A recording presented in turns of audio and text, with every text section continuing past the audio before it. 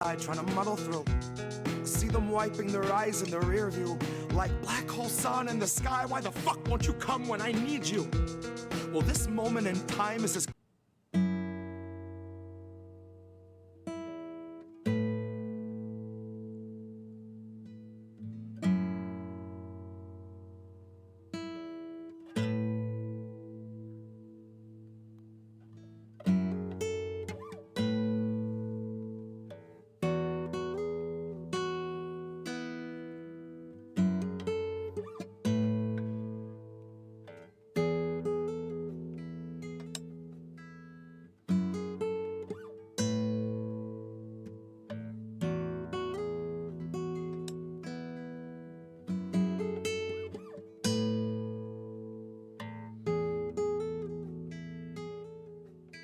SWAT team took your neighbor today. Watch them as they walked him away. You told yourself extremists come in all different shapes. Met his eyes and lowered your gaze. Is it too late for us to ever change? When we are collecting the dust of better days, they're always watching us, but we're never safe. We're not meant to be safe, not meant to escape. We aren't meant to wake.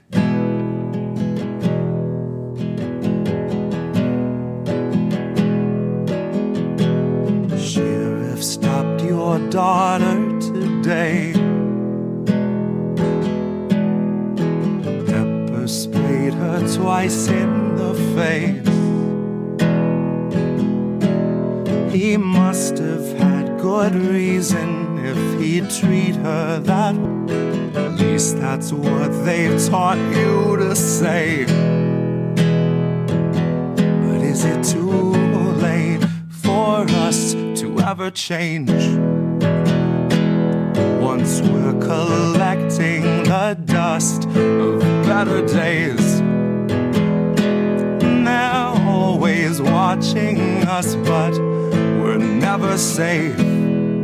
We're not meant to feel safe, not meant to escape. We aren't meant to wake.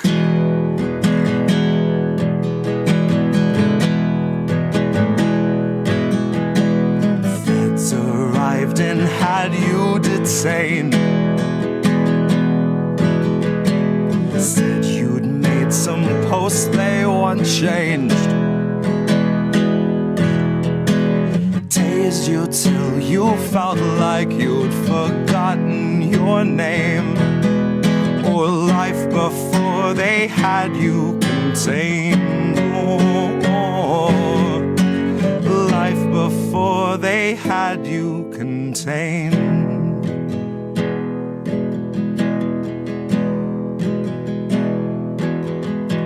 The SWAT team took your neighbor today.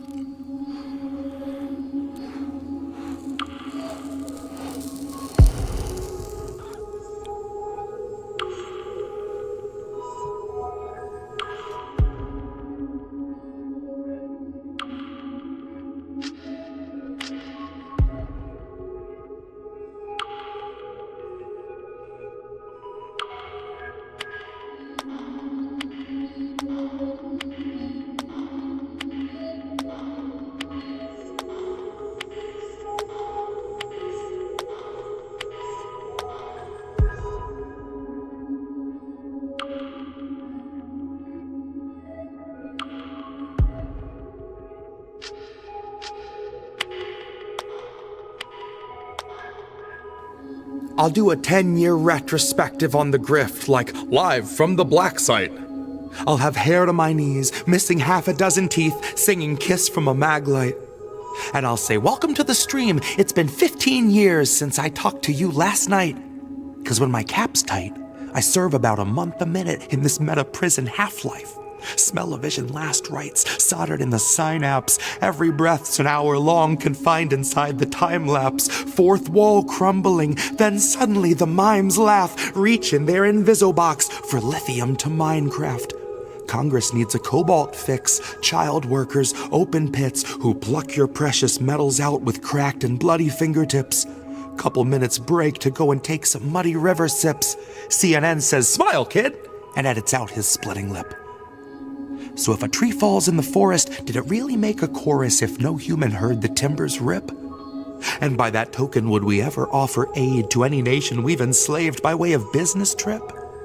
Now, knowing what I know, I love to scream myself to sleep and like to smoke myself illiterate, just trying to cork the flow of words that pour forth so unlimited.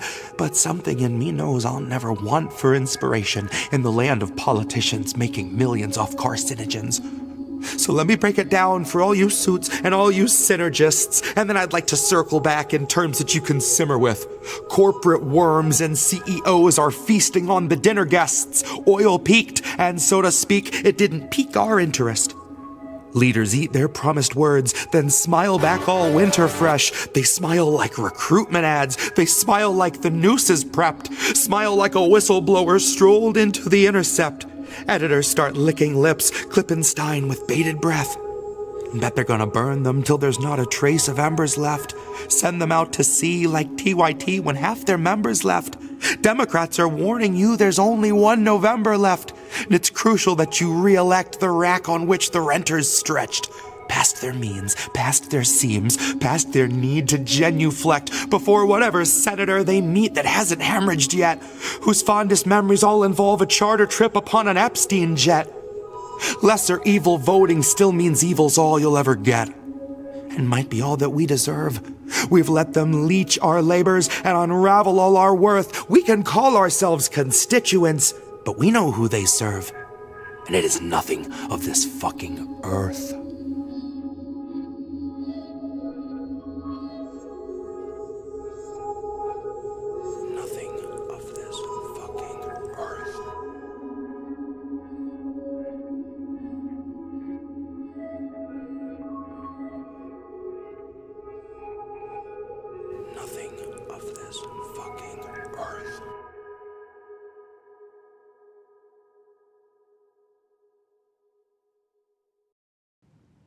If you fool me once, it's 'cause I didn't think a guard was needed. If you fool me twice, it's 'cause I didn't learn the lesson, so it bears repeating.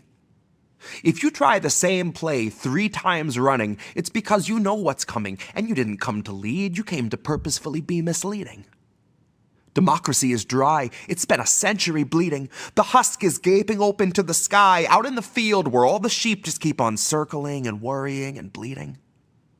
They're waiting for the shepherd that they've tried to hide their faith in, but he's so appealing. They'd gladly give their fleece, it's such a freeing feeling that even when he leads them to the ledge and starts to urge them on, they're positively beaming. They were told that they were on their way to save democracy, so even as they plummet, they just gloat, they don't consider screaming.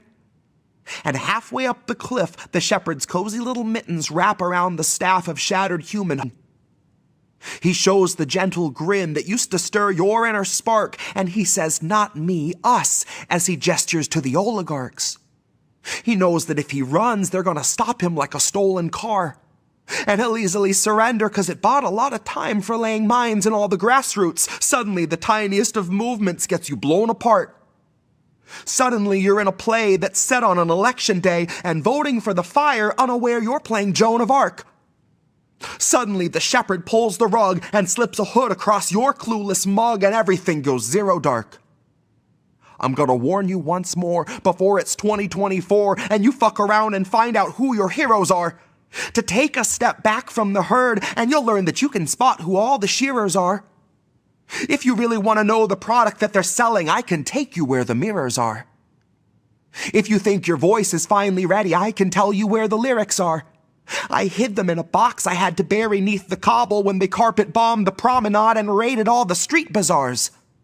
Now all we've got's the marketplace, and you're too broke to even bother asking what the options for your treatment are. Suddenly, the raw debris of homeless human dignity will find it has 100 teeth for every badge and sweeper's arm. Suddenly, they speak in solidarity and each is armed. Suddenly, the sheep can see the shepherd for his truest form and all pitch in at once to help him buy the farm. And now it's zero dark, and all is calm and peaceful save the distant wail of sirens that approach beside the flames of dawn. Suddenly, the carrot's just a string that's on a stick, and all your movements make you sick because the prize is gone. Now, we could go and flee into the forest low and meek, or we can exercise our right to feast and go and graze on Biden's lawn.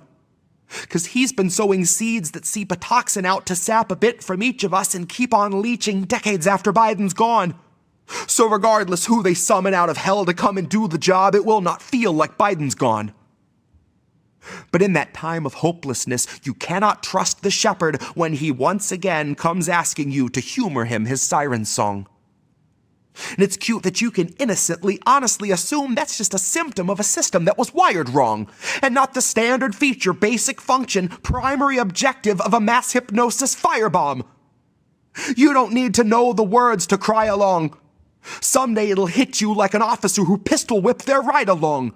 Broke his jaw and kept his job and kept it moving right along. That voting isn't red or blue or black or white or right or wrong. Voting's like a firing squad where you can choose the firearm. It's slow extinction by and large. It's Super Tuesday supercharged. It's all your futures, roots and all, just tossed out on a garbage barge.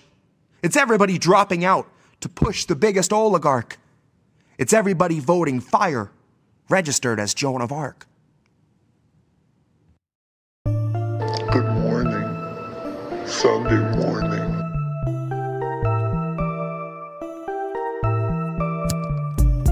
Good morning, Sunday morning.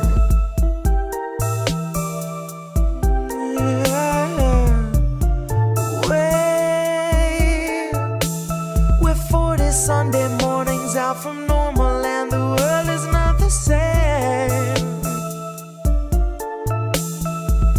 Said you waited for a warning, but the warning never came.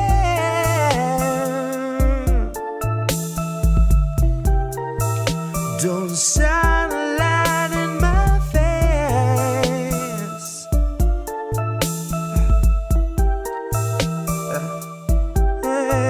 Nancy gonna cut you a check too late.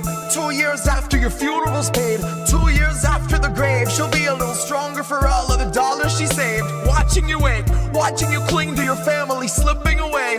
Watch her do nothing but pray. Watch her condemn the Republicans, take them to brunch and then shrug it away. Now watch us be outraged half of a day, then pick a new hero to face our leaders and think they could beat them, playing the game they played since Pelosi had real human blood in her veins.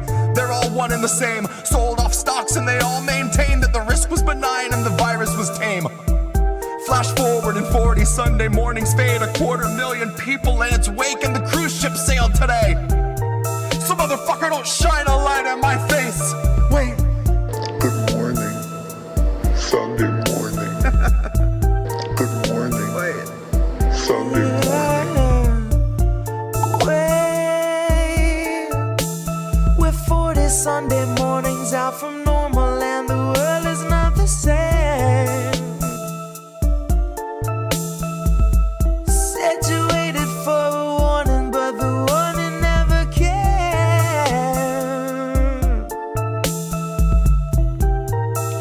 Don't shine a light in my face.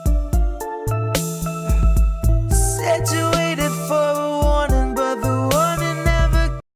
No, Indy Left, what is happening here? To check out IndependentLeft.news. The Indie News Network. Indie Left News. Oh, hey, Indie Left. IndependentLeft.news. Great work. Indie Left News. IndependentLeft.news. Independent Left News. Shout out to Independent Left News. Shout out. Oh, what's up, Independent Left? Friend show. Thank you, IndependentLeft.news. INN, Indy, you're wonderful. I think Indie was onto something. Independent News Network, Indie News. Yeah. What's up, Indy, over on Rockfin? Independent News Network, also known as INN. Indie Left News. I don't know if I would have made it through that 3 weeks without Indy, honestly. No, I was just going to ask Indy. A huge thank you and shout out to Indie Left. No, you know what we're doing? We're world building, Indy. Indie Left News. You were doing the INN recruiting. Indie News. Independent Left News. Shout out to Independent Left News. Check out Independent Left News. At Kennedy News. I see Indy's in the chat. Hi, Indy. Okay, great. Who are these people? Who are these people? Oh boy. Okay. Hi. We're back. We're here. Hopefully. I see we've already dropped a few frames, so we'll see how this goes. This is How Did We Miss That? And we're on INN, and we're also on Indie Left Media in a couple of places. Yeah, we're excited to be here. This is Reef. Next to me. I'm Indy. He's looking down. That's him with the bong sitting up in front of him. Yes, that is a bong on a lever. You see the INN 3D printed logo behind him. That's really cool. We are members of Indie News Network, an independent family of content creators that are all anti-imperialist, and we're fighting the system. And it's a big system, and we're well underfunded and undermanned, but we fight every day, and we appreciate everyone that's here and hanging with us. I see we already got some fam in the chat. Reef is hooking up Bond Cam, I see right now. And we're going to cover a bunch of Matt Taibbi articles tonight. We're going to read, actually, the paid articles. I'm a paid subscriber to Racket News, so I don't feel so bad showing his paid articles, but I think they're really important, and not enough people really saw them. So we're going to talk about that. Then we're going to talk about the article that I wrote, that I went on Hard Lens. Actually, I didn't go on Hard Lens about this one. Lee Camp talked about this one, and I think Kit talked about it. And that's the third-party infiltrator that's being hired by the DNC, or at least the job that was put out there. And we have all kinds of questions about that. We're going to talk about that. And then we have some quick hits and other things that we're going to get to around the world. But we have a lot to cover, so I want to get right into it. So let's talk about this guy, Matt Taibbi. We know him, right? He's an Indie Media Award honoree, 2023 class. All right. So he publishes about a week and a half ago now already, about 10 days ago. He published something called the Censorship Files. And most this, A, because it's paid, B, because of the craziness that was going on with Trump and with the protests and with Gaza and with Rafah. This kind of fell through the cracks, which is why I bring it. Introducing the Censorship Files. So, what you can expect to find in Racket's FOIA library opening today, why we targeted publicly funded anti-disinformation programs, and which are, of course, misnamed. So he did this in conjunction, or he's going to set up here. Last June, in the Washington Post, University of Washington academic Kate Starbird, remember that name, complained that outside queries about work in the anti-disinformation field, I love that name, were taking a toll. Quote, the political part is intimidating. To have people with a lot of power in this world making false claims, false accusations about our work. All right. Her quote nestled between plaintive photo portraits. Right now, there's a lot of bad actors who are using freedom information requests, right, to harass academics working in public universities, added Alice Marwick of the University of North Carolina. And that wasn't something we saw until a few years ago. Yes, that's correct. So these are some of the people from left to right. Katie Couric, of course, we know on the left. Kate Starbird is who we just mentioned. She's on the top right. You've got Nina Jankowicz down on the bottom right. And on the bottom left is Clint Watts, your favorite Hamilton 68. 69. Right. Okay. In the last year, newspapers, magazines, and even broadcast programs like 60 Minutes have been aggressively arguing that civic-minded anti-disinformation researchers are suffering under assault by outside investigators who misuse tools like congressional subpoenas and the Freedom of Information Act to slow or halt their crucial work. The bad actors are almost always described as right-wing activists or conservatives or Trump's allies and so on, who attack beleaguered protectors of their informational realm out of bias and bad faith. Bullshit. All right, and he's calling this out. These are publicly funded researchers who spent years developing tools for suppressing or de-amplifying the speech of very people that are paying their salaries. Taxpayers shouldn't have to use FOIA to find out what these programs do or how they're funded, but a look under the hood makes clear why they want things that way. First of all, Starboard replied at length to queries about these documents. He had an overall comment that, quote, "Our team has fielded dozens of public records requests, producing thousands of emails. Not one confirms the central claims of your thesis, falsely alleging coordination with government and platforms to censor social media content." I could hear the Karen coming out of her, I swear. But instead of acknowledging that fact, abuse continues of the Washington State Public Records Law to smear and spread falsehoods based on willful misreadings of innocuous emails, ignorance about scientific research, and in several instances, a lack of reading comprehension. Shove it up your ugly ass! Oh, man. Since the Twitter files, Racket, in conjunction with Undead FOIA, has sent out hundreds of Freedom of Information requests to publicly funded anti-disinformation programs across the country. All right, the full productions are printed here, and you may decide what is and is not taken out of context. And here's a short list of what you may find in just the two batches of FOIA productions pertaining to Starboard's University of Washington. And an email suggesting that veterans, elders, and residents of, quote, rural communities traffic in disinformation and are participating in that demonization of historically underrepresented communities. Okay. A proposal for 4 to 5 additional EIP-like collaborations for monitoring content for upcoming elections, including election 2024. Of course. Of course. A bitter letter of resignation from a major anti-disinformation commission by a celebrity born in the Soviet Union, saying the group's work reminds me of home. That, by the way, is former chess champion Garry Kasparov, who's also a shitlib, but he saw what was happening and freaked out. It was like, I want nothing to do with this. I'm not going to read that Didn't one. Didn't you yell tonight. at Jim at one point? Called him a fucking Russian asset, something like that. Kasparov. I believe he did. Okay, there's also a letter from the organizer of the infamous Hamilton 68 scheme saying that the new administration asked him to bring together anti-disinformation experts for a tabletop session with members of the National Security Council to develop strategies for countering disinformation, just like they did.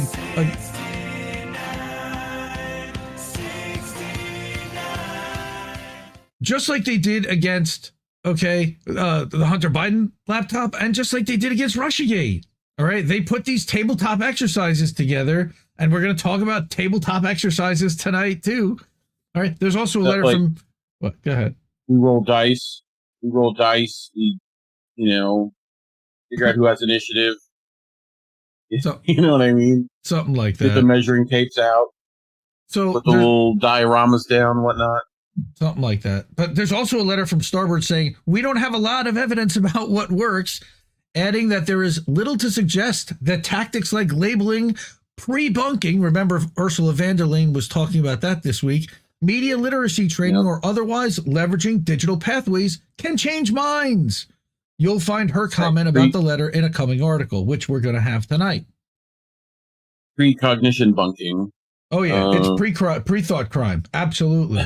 Pre-thought crime. Yes, that's right. All right. Where's Tom Cruise to save us from the pre-thought crime? Oh, my God.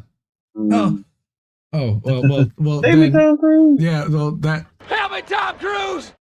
Tom Cruise slow. used a witchcraft on me to get the fire off me! Yeah, I definitely was a little off. Come on, I'm a little rusty. It's been a couple of weeks. These are items from just 2 Racket FOIA productions. Requests were sent in hopes of better understanding scenes like GEC was being spent. We found some awards like a $417,000 grant to Arizona State University that the school has yet to explain, for instance. But mostly documents show a broad intermingling of academia, platforms, and federal agencies to address the problem of inconvenient speech. All right?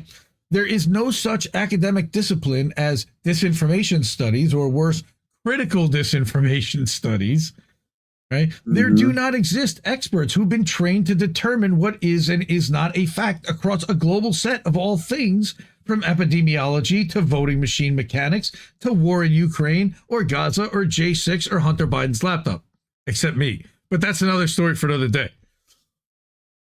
The idea that there can be such a discipline is absurd and the central fraud of a gigantic new source of government waste.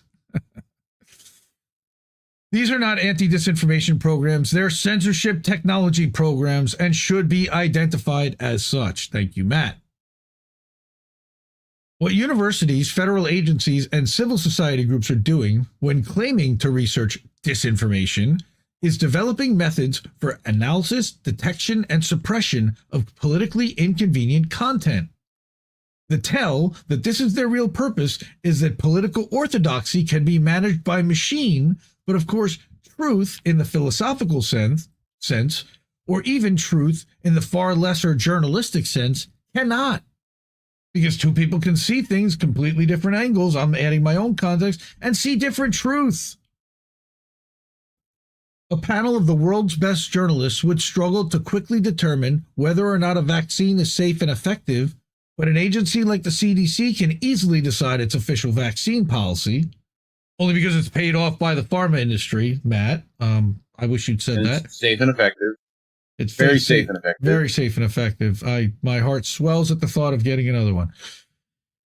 Citizens might look at the issues from many angles and argue over causes and responses, but the Department of State and Defense or the White House can come to unified responses quickly and even more easily identify speech they don't like.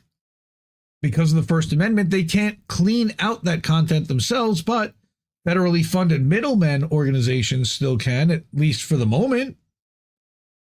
We're boned. Yep. Federally subsidized programs judge speech not by accuracy, but by political impact. These documents are shown to be reluctant to allow even true stories about, say, hiccups or small incidents in the vaccination process that might be taken out of context. We know that, or the fact that Fauci made up the 6-foot distance thing. Allegedly. No, he admitted it Still today. Safe and effective. He admitted it today on 6 CBS. Foot, safe and effective. Safe and effective. Yes. Fucking draconian. This is the difference between truth and political truth. The former is elusive, and there should never be a government department charged with its determination. You will read an insider's assessment that doing so sounds like a Soviet concept. Again, you're not going to read that tonight. But it is, and that's how people should understand these documents. Censorship files. So here's part one, a resignation from the Aspen Commission, which I skipped over because I thought that there was juicier stuff.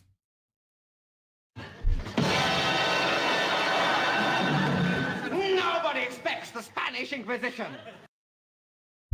I thought sometimes they do, but I guess only not. Sometimes. Only occasionally.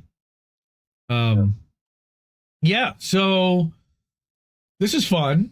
This is, let me go back to that slide because this is a fun slide. This is our updated donor slide. I realized I've been a little remiss in updating it, and there's some people maybe even in chat tonight that I would like to thank, like Aspen Fallen and Charlie Mack. And I don't even know who AJ is or where they came from, but thank you. That's freaking awesome. Yeah. Old Man Barker, Dams. You guys seem to do one of those. Right? The Tunneling Jew. Come on, man. Secret Tunnel. Secret Tunnel. Yeah. So we have the QR code up there in the corner. That is to get Jesse a new computer. We are, I believe, at $640 towards the 1,000. Thank you to everybody who donated there. Jesse's actually going to be here live next week. I don't know what we're going to do because I don't have another set of headphones, and I don't have a way to do the show live with another. Oh, you know what? We're going to be at Due Dissonance. We're going to be off next week, folks, because we're going to be at Due Dissonance live with Jesse performing there. In case you haven't heard, check that out. It's going to be on their Rumble stream, I believe, streamed to their subscribers only live. I don't know what they're going to do about putting out a recording of it or making it available to anybody afterwards. But So, but yes, please support, donate independent media. We love it if you can. If you can't, enjoy the stream, sit back, like the content, share it, please. Share it on YouTube, share it on Facebook, share it on Twitter, especially. Share it on Substack Notes if you can. We do very well over there. Instagram, if you can take a screen cap and say, hey, we're watching this, come on over to YouTube. Whatever you want to do, like, we really appreciate it. We love you for it. Thank you. Okay, so let's keep moving with the Twitter files or the censorship files. So we have very little evidence about what works. This is our wonderful friend Kate Starboard, as we know, who said that. All right. Now, this is, again, from Matt Taibbi and Undead Foya. This is a paid article that I am, because I'm a paid subscriber, I'm going to make available to everyone, and you guys can all see that here. Thank you to Matt. Go subscribe to Racket News, please, if you can, and support it. There's even a 14-second ORF video to start this thing. I figured I would click right here, and hopefully, I don't know if that's going to work. So I'm not going to mess with that. Yeah, you know what? Let's do that. Let's go back here. I'm going to click on it for a second, see how that goes. All right, and then we're going to go back here. There we go. Okay, so 14-second, very quick video. You and your team, you guys created a website, Hamilton 68. Yes, my colleagues and I, we tracked Russian accounts. That's some bullshit. So they're literally right now, there are Russian bots, according to your website, that are putting this out into the world. Is that correct? It's bull. Right? Okay. So we all remember that happened. Can you sound on for me, please? Very much. Oh, shoot. Sorry. Well, there you go. Right. You'll get it next time. All right. Yep. So let me go back now to the slideshow and go, here we go. Boom. Now let's go back here. Okay. We have very little evidence about what works. So this is about Hamilton 68, but also about Kate Starboard and so Undead Foya. So what's happening here is that Matt Taibbi and Undead Foya are effectively recreating the Twitter files in reverse by putting together Foyas from public institutions to reverse engineer exactly what they knew from the Twitter files to say, okay, did they give us everything? And can we get public communication back and forth between Twitter and these people and between these people and other agencies that Twitter to, because they're part of public records and they're part of a FOIA. So Matt partnered with Undead Foya, and he's going to talk about that. And this is a paid article, and I'm really thrilled that he did this because there's a lot of stuff we're going to find out and confirm. So on April 11th, 2021, the University of Washington's Kate Starboard sent a letter to former FBI agent Clint Watts, whom Racket readers will recognize as the face of the ill-fated